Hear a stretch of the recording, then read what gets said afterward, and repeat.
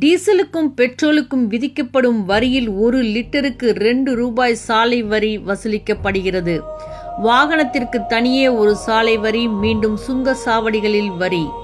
சுங்கச்சாவடிகள் செலவு 80 கோடி, வரவு 2268 கோடிகள். திரைமறைவில் அதிர்ச்சி அளிக்கும் உண்மை. அரசின் உதவியோடு சட்ட திட்டங்களுக்கு உட்பட்டு உங்கள் பணத்தை கொள்ளையடிக்க முடியுமா? முடியும்.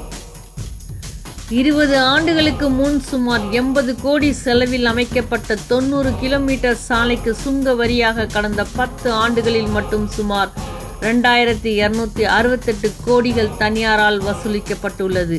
இது ஒரு தோராய கணக்கு மட்டுமே. உண்மையில் இதைவிட 3 மடங்கு வசூல் நடந்திருக்க வாய்ப்புண்டு. சென்னை திருச்சி சாலையில் செங்கல்பட்டு அருகே பரனூரில் உள்ள தனியாருக்கு சொந்தமான சாலை சுங்கவரி சாவடியை கடந்து செல்லாதவர்களே தமிழகத்தில் இருக்க முடியாது. அப்படி கடந்து சென்றவர்கள் சொந்த வாகனம் அல்லது பேருந்தில் என எப்படி சென்றிருந்தாலும் வரி செலுத்திதான் செல்ல வேண்டும். ஒரு நாளைக்கு சுமார் 90,000 வாகனங்கள் இந்த சாவடியை கடக்கிறது. சிறிய வாகனத்திற்கு ரூபாய் 35, நடுத்தர சரக்கு வாகனத்திற்கு ரூபாய் 70, பேருந்து லாரி போன்றவற்றிற்கு ரூபாய் 110, கண்டெய்னர் போன்ற பெரிய சரக்கு வாகனத்திற்கு ரூபாய் 210 வசூலிக்கப்படுகிறது. தோராயமாக ஒரு வாகனத்திற்கு 70 ரூபாய் என கணக்கிட்டால் ஒரு நாள் வசூல் 63 லட்சம்.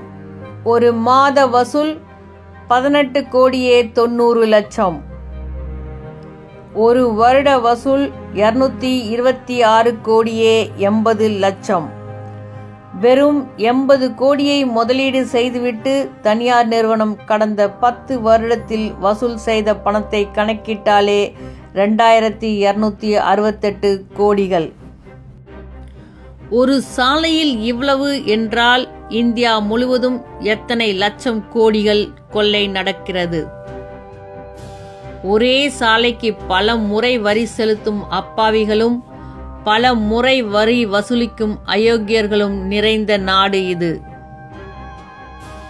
இது சுங்க வரியா அல்லது பகல் கொள்ளையா? இதை நாம் எதிர்க்க முடியாது. காரணம், தனியார் முதலீட்டை வரவேற்கும் அரசு செய்துள்ள ஒப்பந்தம் அப்படி. இந்தியாவில் தனியார் மற்றும் வெளிநாட்டு நிறுவனங்களை அரசு வரவேற்க காரணம் புரிகிறதா? அனைத்திலும் பங்கு. இதெல்லாம் நமக்கு ஒரு பிரச்சனையே இல்லை. நம்மிடம்தான் பணம் கொட்டி கிடக்கிறதே சுங்கச்சாவடிக்கு அள்ளி கொடுக்க.